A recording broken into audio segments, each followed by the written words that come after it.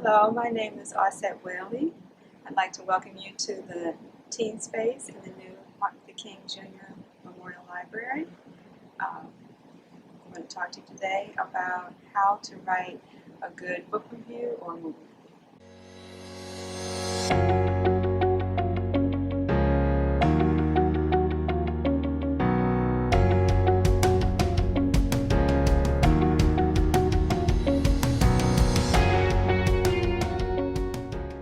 Whenever you're assessing your own writing or someone else's writing, or if you are asking for feedback on your writing, there are certain things that are unspoken. There's certain levels of readiness, like is it soup yet? Right. So there's certain categories. So I'm going to talk to you about the criteria. Those are the expectations that people have when you turn in your book review or your movie review. So there are 3 levels of readiness for publication, and there are 6 categories for evaluating.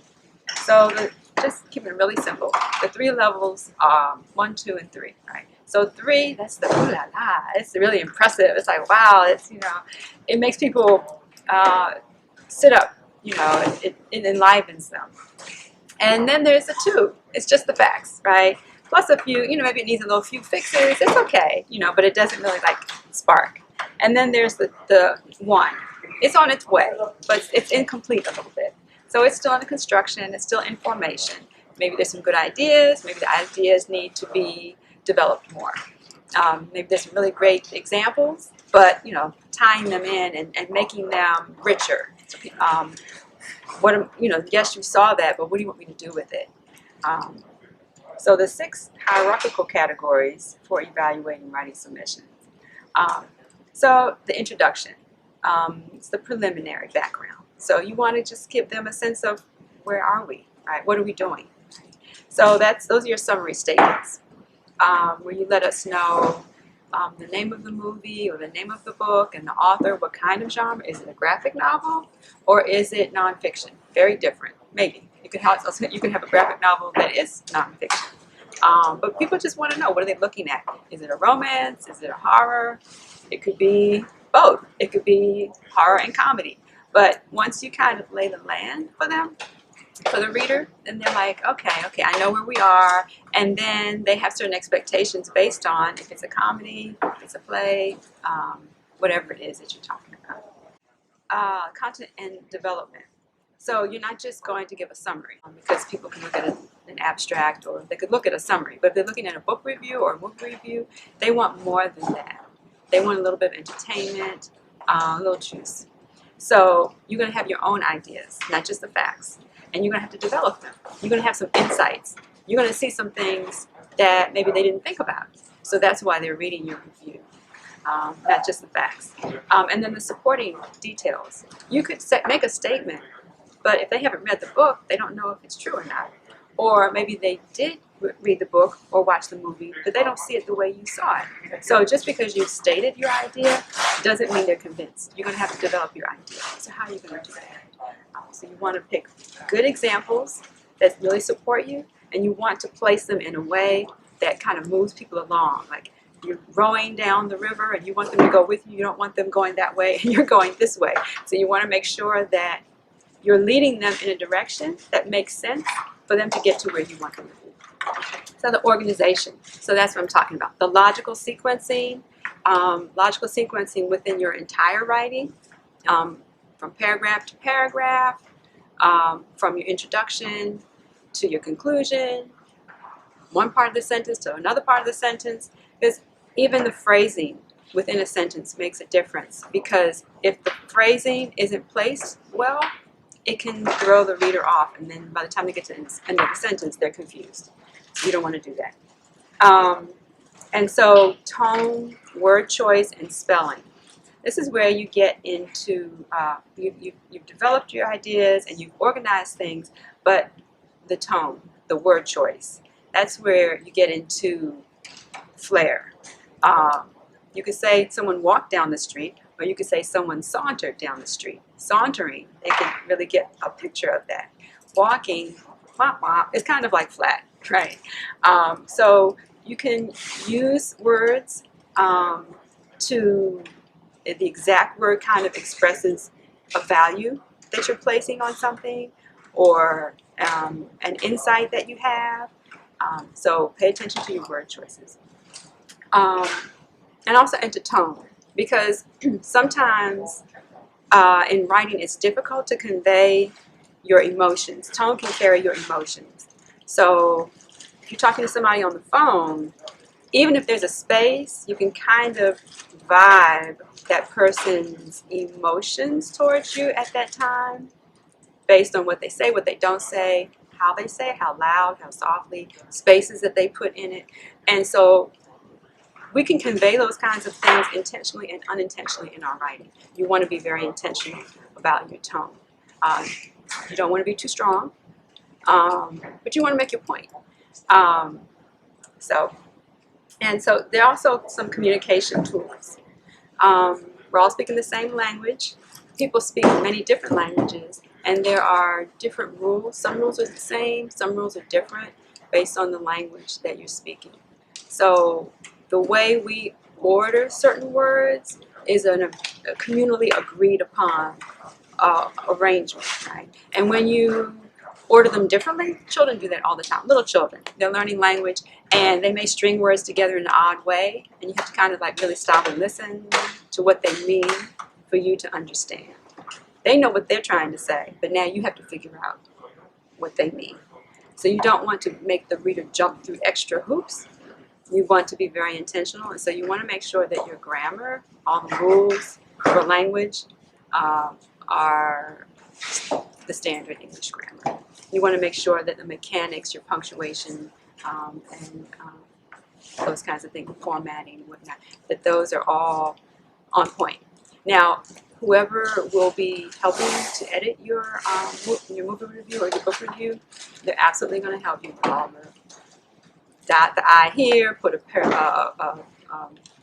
comma there. They're going to help you through all of those, suggesting another word choice, recommending that you move a piece on one section to another section. Don't worry about that. You'll get plenty of time. I'm just saying, have an understanding of those parts, because the person who's reviewing for you is going to have those things in mind. So if you have them in mind first, you can kind of beat them to the punch, and they don't have to go back over your writing. So then there are the evaluating of the summary. So we're going to look at some points for evaluating the summary. So like I said, 3, 2, and 1. So certain things that you're going to mention in the summary. You're going to mention the title, the author. If it's a movie, the title. You're going to say maybe the director, screenwriter, something like that. You may even say, what company. If it's a company, if it's very specific, Sony, or Pixar or something like that. But what you really want to get into is the genre, the subgenre, the kind of, right? That's genre. The themes, the big ideas, the plot, characters, setting. If it's a movie, cinematography, any kinds of film techniques that might be used. If it's framing, if it's fade to white as opposed to fade to black. They're all different kinds of techniques. So you can kind of Google and see what kinds of techniques, because it will enrich your movie review, because you'll realize, there's more to what I could say. There are things that I was picking up on, but I didn't have a word for it, I didn't have a language for it. So it's a good thing to do that, to look at the terms for movie reviews. So 3, like I said, it's going to spark for people. It's going to spark an interest in the movie or the book without being a spoiler. So they're looking for, now they really want to go out and get that book. They really, really want to watch that movie. It's going to elaborate on each of the elements, the main elements. So, it's going to elaborate on the genre, the themes, the plot. It's not going to just say, for example, one of the book reviews is on an Octavia Butler book. Kindred. So it's not just going to say it's a book by Octavia Butler, but if you can say it's a book within the science fiction or Afrofuturism or something like that, you're putting it in a genre, and now that work is talking to other works. So what other science fiction have you read? So then there's certain things that you're going to expect from this book because it is within the science fiction category. The characters, what kinds of characters appear, what kind of setting. In some works, the setting is also a character. The setting is so major, and it acts, and it impacts the telling of the story. It impacts other characters, and sometimes the characters change because of their engagement with the setting, especially if it's outside and it's nature. You're going to give, you're going to elaborate in a way that's unique and creative. So people are going to be able to hear your voice coming through. It's not just the facts, it's more to it. It's the summary is going to feel complete, and yet it's going to leave plenty of room for you to come back and give commentary. Now, if it's on a level 2, it does identify those basic elements: genre, themes, plot, characters, setting, but it does it in a very basic way, in a very minimal way. So it'll just say, Octavia Butler is the author of Kindred. Kindred is a novel, period.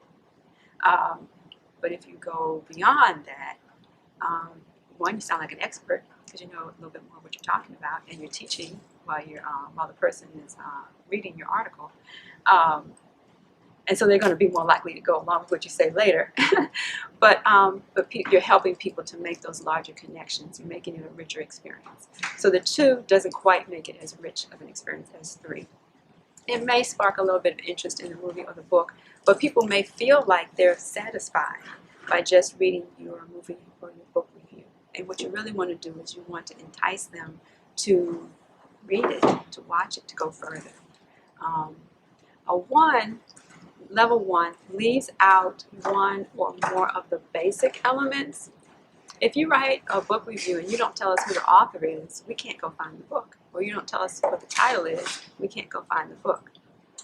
That's a major, and we would have to go back and we'd have to edit in that information.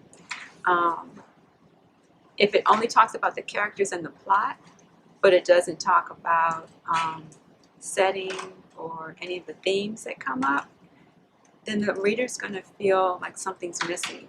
They're not going to be satisfied. It's going to feel incomplete. And that's the main thing about level 1. You have a feeling that things are not complete. It's not quite ready to be published. Whereas 2 is enough, but it doesn't really spark your interest as much. 1, like I said, it doesn't provide enough to give a clear picture, much less spark someone's interest. And sometimes a 1 might actually leave out the summary altogether. So in terms of your content and your development of your ideas, again, you want to spark an interest in the movie or the book by making well-developed connections to at least one of the following. You want to make a connection to another book, another creative work. It could be dance, it could choreography, it could be there's a popular mural downtown that everyone is talking about.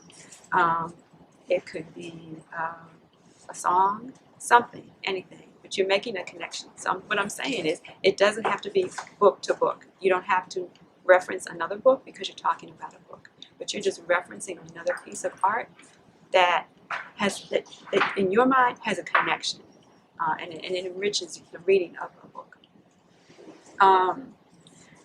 If you can make a connection to current or historical events, so things that are happening now, whatever is going on that is relatable, if you can relate it, if it really does relate, you're not trying to force something to fit, but if something in that movie or book sounds like and is speaking to a current event or historical event, then bring it out. People who have an interest in that topic, they might take a chance and jump out of their comfort zone in order to read that book or watch that movie because there's that connection to what they already have an interest in. Or you can make a connection to personal experience of you or someone that you know.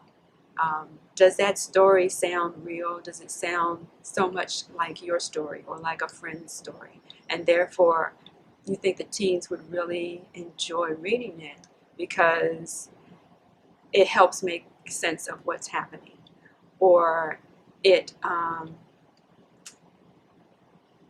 it makes people think about it in a different way. Whatever, you'll let the book or the movie guide you.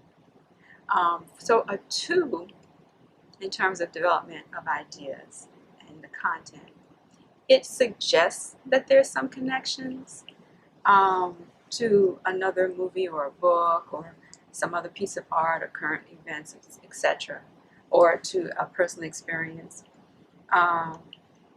But again, it's going to kind of do it in a surface way. It's not really going to use those key words to make those strong connections. Sometimes it may sound like, there's a connection, but there's no passion. Or it might seem a little out of place. And if it's out of place, it might be maybe the words weren't really helping to tie that connection, make it stronger. So it may seem like it's overreaching, or it may seem like it's just superfluous. But someone can help you look at it and improve those word choices. Some statements in a 2 might prompt someone to say, well, it's not necessary, let's cut it out, because maybe the person's not getting to the point. So what happens sometimes is you have a point to make, but you haven't quite brought it home. You kind of have a sense of your point, but you're trying to figure it out while you're writing, because writing is a process, it's a journey, right? So by the time you have said it 3 times, you really know what you want to say now.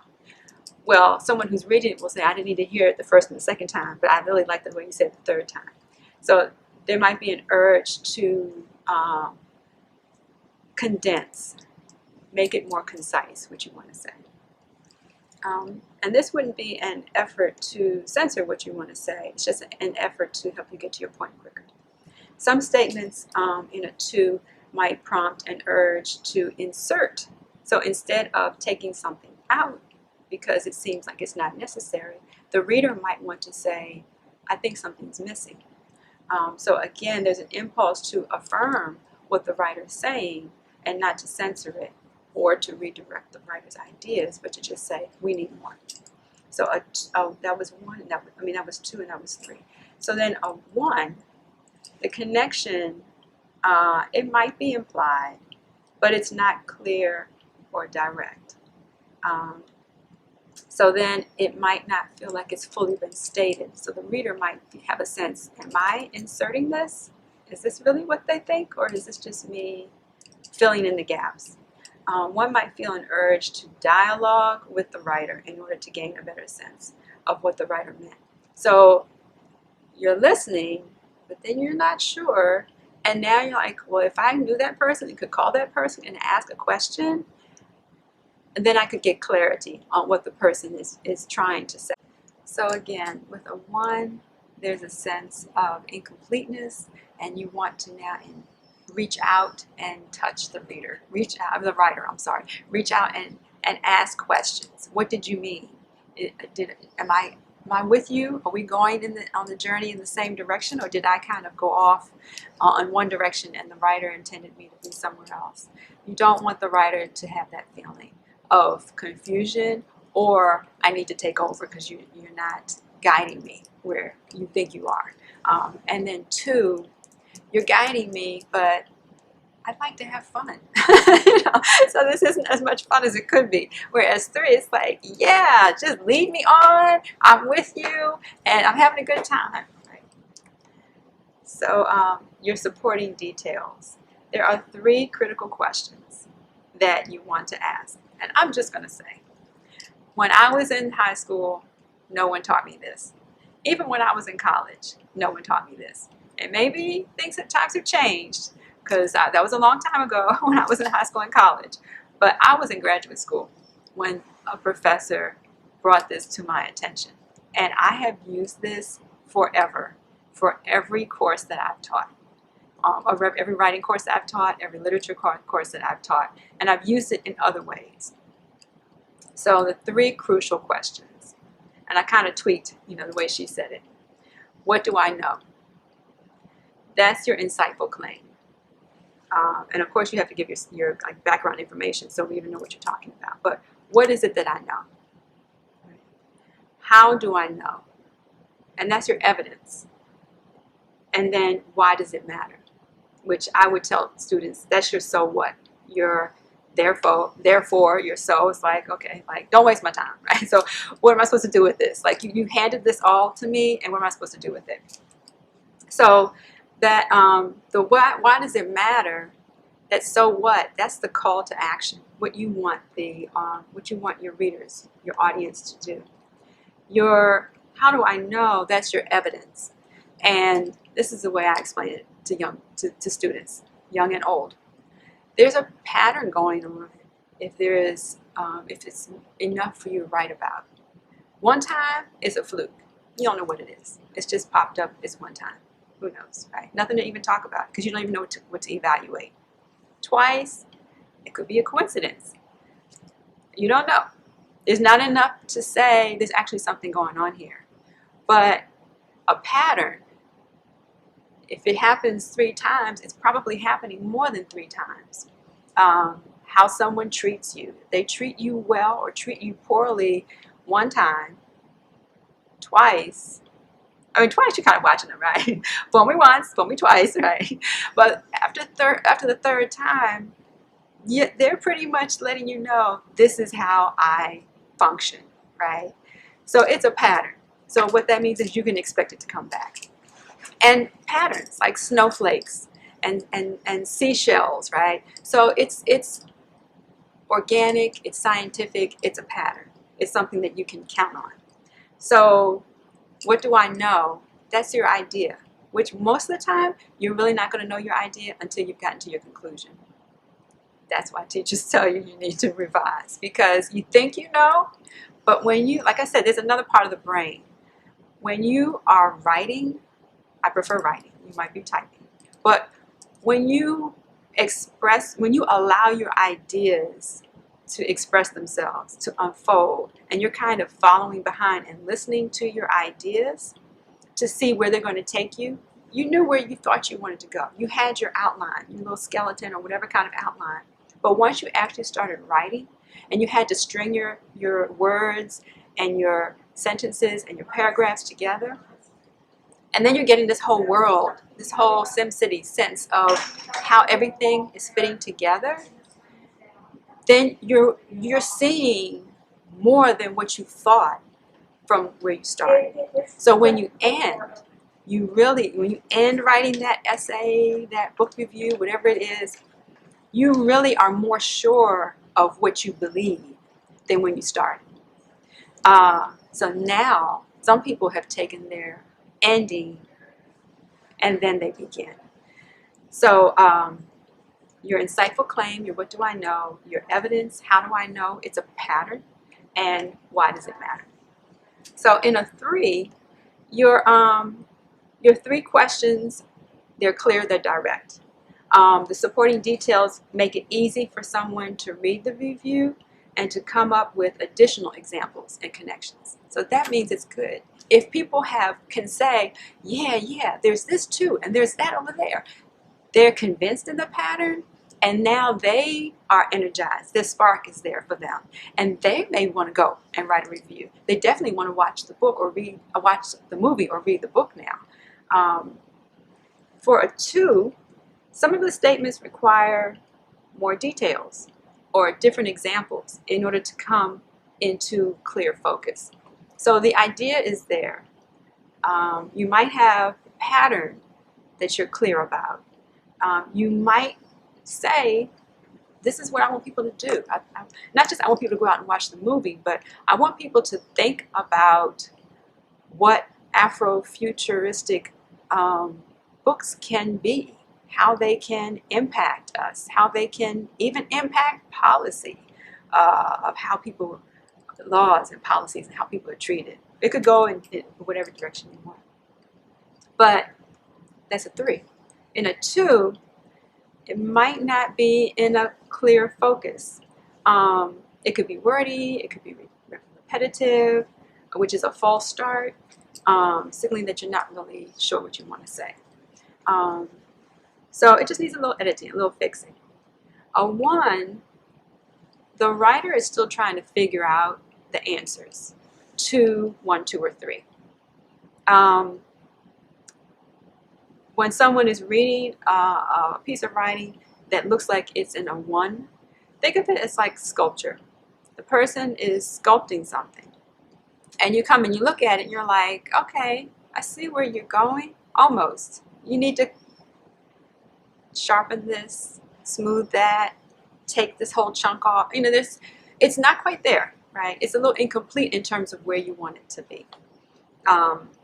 So the maybe the claims are not fully supported, or are supported by information that doesn't quite line up. So you feel like you need to step in and kind of help. You don't want your readers to feel like they have to help you. So the 3 crucial developmental questions again. What do I know about this movie or this book that goes beyond the basic facts and is thought-provoking? What pattern can I point to that supports my insight? Once is a fluke, twice is a coincidence, 3 or more times is a pattern. Why does my insight matter? Does it illuminate an otherwise obscure aspect of the movie or the book that people would overlook otherwise? Does it shed light on a profound aspect of society or human existence?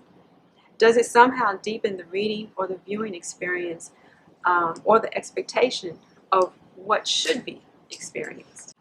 So think about maybe some movies or some books that you've read, and how have they illuminated, how has an idea you had from watching a movie, if you were going to talk to your friends and draw out, you don't see it on the surface, but this character, this villain, is actually, if you look at the camera angles and the costuming and the lighting, and this is really the person that we're being told we should align with. This is really the person we're being told should be the main character. We like this person more. There may be some things going on in the movie that make that character more interesting, more respected. Does it shed light on some profound aspect of human society? Like again, otherwise we might overlook it. So that you're showing this book isn't just a book. It's not just a story. There's more going on here. Then there's the organization, the logical sequencing. So statements that unfold in ways that are sequential, organic, and reasonable. So it feels natural, it feels sensible, and it seems like everything is in place. So the order of the information indicates that the teen writer has deliberated and then made some choices that help the readers to arrive at the same conclusions. A 2, if you're evaluating a piece of writing and it's on a 2, some of the statements would flow better if they appeared elsewhere. So you might need to move some things around. Like I talked about, once you finally have written your essay, when you get to the end, then you really, really know what you want to say. So now when you go back and you look at your introduction, you may say, wow, I wasn't clear and direct. I need to go and change some of the words in this sentence. Some sections would appear better if they appeared elsewhere, so you may move some sections around. Some sections might detract from the overall message. So it was a good idea, but maybe it's a different book review or movie review, so save that for some other time. But it doesn't quite add to everything you said you were going to talk about. In a 1, whole sections seem out of place or missing. So again, the reader feels like, I need to help this essay along. You don't want that. In terms of the rubric for stylistic tone, word choice, and spelling. So this is where people hear your voice, and that your voice is speaking your truth. So this is tone, word choice, you're amplifying the unique voice. There are no places where word choices or the tone seems awkward or does not fit in. And there are no spelling or typographical errors. All those little dings, then when all those little dings happen, spelling, typographical errors, awkward wording, then the reader starts wondering, do you know what you're doing? Or maybe you're not ready to have this conversation yet because you're still working some things out. You don't want them to put your work down, put your essay down. So there are a few places in a level 2, there might be a few places where the tone or the word choice seems awkward or out of place. But the message is clear and relevant. So the reader feels it just needs a tweak. That's the difference between 2 and 3. 3, the reader just like, go at it. You don't need me. You're entertaining me.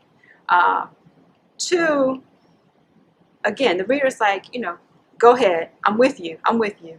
I mean, I might fix a little here and there, but for the most part, it's good, right? And a 1, the reader feels like I need to step in and kind of help it along. So with 1, there might be multiple errors that slow down or halt the reading experience. Every time there's like a little glitch in what the person is reading, it's like, okay, let me go back and read that again because I'm not sure if that's really what I read. So the occurrence of several errors in tone, word choice, spelling, it ends up distracting, and therefore it detracts from the reading experience. So you don't want somebody paying attention. It's like people that are doing a dance move, right? It's choreographed, and they're on stage and performing. And the person who is messing up is distracting because everybody's in the audience is like flowing and watching, but it's like, huh? What? It keeps distracting from the whole choreography. They can't really enjoy the choreography. So you don't want that. That's a 1. Evaluating the basic communications tools. So this is that last area. This is the grammar, which is the usage of language. This is mechanics, which is punctuation, your stylistic formatting, like margins and all kinds of things, right? So in a 3, again, 3 shows mastery, Mistress 3. It shows that you have command of the ideas, command of the content, command of the way of speaking about it, right? So a variety of grammatical and mechanical constructions, saying things in a variety of ways, stringing together different kinds of sentences, using different kinds of phrases, parenthetical phrases, using gerunds and infinitive, using a variety. It helps to entertain. It's icing on the cake, but also some of the choices can be more effective. So if you say things the same way all the time, it's not as powerful as if you have variety. Because when you have that punch, that sentence that's like 2 words, wow, it really draws attention. So you want to have variety. And you don't want any grammatical errors to be there. You don't want any mechanical errors to be there. Because 3 is, I am ready to fly out in the world. I'm ready to be published. 2, and so you don't want people having to come back and fix or tweak or change. It's ready to go just as it is. 2, there may be a few grammatical or mechanical errors here and there, right? And they don't really distract and detract. It's like a little interruption in the flow, but it doesn't halt the reading experience. And a 2 is using correct grammatical mechanical rules that enhance the message. So here's an empowering lesson on how one of many choices distinguishes good from great. Good is correct, but great is invigorating. It wakes people up. It shows people something different. So the variety that you can present. The other thing is, if you use the same word over and over again, it loses its meaning. Just like if you use the same kinds of stringing the sentences together, same kinds of phrasing over and over, it loses its effect. You eat the same oatmeal every single day for breakfast. It's great. It's nourishing. Maybe add some fruit one day, add some nuts another day, right? Yogurt another day, little variety. It's still nourishing. It's still good, but that variety is like spice. A 1 is going to have multiple errors that slow down or halt the reading. So, like I said, when I was reading students' pieces, whatever they might have been, sometimes there were so many errors. It's like, okay, stop. I just can't. I mean, I can't. I can't get to where I might stop and jump to the end. Like, do you know what you want to say now? What can I'll get to a point if there's so many errors. What can I grab a hold of, and then we can talk about. So you don't want so many errors to occur that the reading experience ends before it's time. But it's okay if your writing is in that stage, because it's in progress. It's incomplete. It's in progress. Someone is working with you. You're making improvements. You're still in editing mode or revising mode, I'll say. So that's okay, but not as a final product.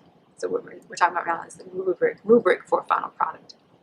So the occurrence of several grammatical, mechanical errors creates a sense of confusion, and it distracts, and thereby it detracts. So, like I said, there are a number of book reviews that have been published, and they're available on the website, so you can check that out. And also, there are a few samples in the handout that we're going to give you, so you can see 2 different kinds of book reviews that have been published, and the different approaches that they took. So, thank you for today.